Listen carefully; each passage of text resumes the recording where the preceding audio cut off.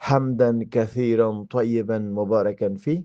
برادران و خواهران معزز، درس 21 آیه 27 سوره بقره را تفسیر و ترجمه میکنیم.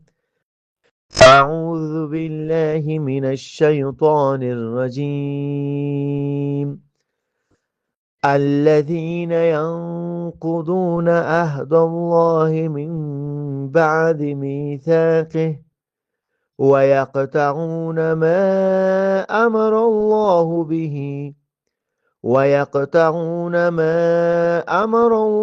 به أن يؤصل ويفسدون في الأرض أولئك هم الخاسرون.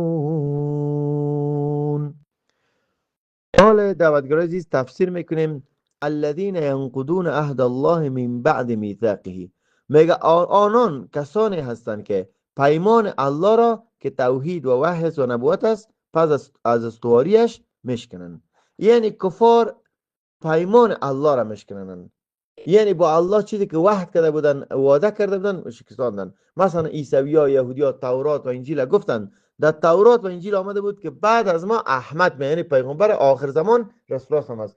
او وقت گفتن قبول میکنیم، وقتی که آمد گفت نه از قوم نیست، قبول نمیکنیم.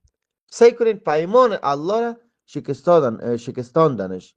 همان کسانی که پیمان الله را پس از استواری ساختن مشکنن، اول گفتن قبول کردن مگم شکستاندن. حالا ای به کفار آمده بود. با ما چی؟ ما و شما که میگیم لا اله الا الله محمد رسول الله، بین که من کلمه خیلی شما پیمان نکنیم، میگیم ایاک نعبد و ایاک نستعین، خاص تو را میپرستیم یا الله و خاص از تو مدد میخواییم. خیلی چطور تو میری از مزار مدد میخوایی؟ چطور از زیارت های غزنی خانمت در زیارت های غزنی میبری؟ چطور تعویض در گردنت مندازی؟ خیلی دروغگوی استی. اول مسلمان ها میگن و ایاک نستعین، خاص از تو مدد میخوایم، مگم بعضی کسا دروغ میگه. اینما تو که کفار دروغ گفت، ما و شما هم اگر به پیمان خود عهد نکنیم دروغ میگیم. الذين ينقضون عهد الله من بعد میثاقه، کسانی که مثلا بعد از او پیمان کردن، عهد کردن که ما الله را قبول داریم، رسول الله را قبول داریم، وحی را قبول داریم، مگر این درباره یهود و نصارا بوده و درباره ما شما که اگر با الله کلمه را میخوانیم، تمام روز سوره فاتحه را میخوانیم، که از تو مدد میخوایم، مگر میریم از زیارت مدد میخوایم. نال اسب در دکان خود بند کردیم که به روزی ما زیارت میکنه. نه، به این چیزی که وعده میکنین شما موافق کنین. دیگه آیت آمده و یقطعون ما امر الله به ان یؤصل، میگه آن چیزی را که الله پیوند خوردن به آن را فرمان داده. یعنی الله چیزی را گفته که این پیوند باشه. او چیزی است مانند پیوند با الله، یعنی گپ الله را بگیریم، پیوند با پیغمبرا، سنت رسول الله را انجام بدیم، پیوند با کتاب هایی که سابق بود، این به یهودی و نصارا گفته، پیوند با خویشاوندان، یعنی قطع رابطه نشه، مگه مرچار پیوند نمیگه یا سکلاندن. پیوند با الله، هر کار کردی به خاطر الله کو. پیوند با رسول الله هم چی است؟ آری به مسلمانای چی تطبیق میشه؟ هر کار کردی به طریق سنت که نباشه او کارت انجام نمیشه، او کارت قابل قبول نیست. حدیث است میگه لا يدخل الجنه قاطع، کسی که قطع رابطه میکنه داخل جنت نمیشود. چقدر مردم و یقطعون ما امر الله، نه چیزی که الله گفته وصل کنین. مثلا ما شما الله گفته قطع رابطه نکنین، چقدر مردم هست که خواهر اصلی خود قطع رابطه کرده. لا يدخل الجنه قاطع، کسی که قطع رابطه کنه داخل جنت نمیشه. بنان شما کسایی که شما قطع رابطه کنه سلام بتین، خانش برین، یک دفعه دو دفعه، اگر نامت باز دیگه نرین، مشکل نیست، مگر از طرف خود مسئولیت ادا کنین.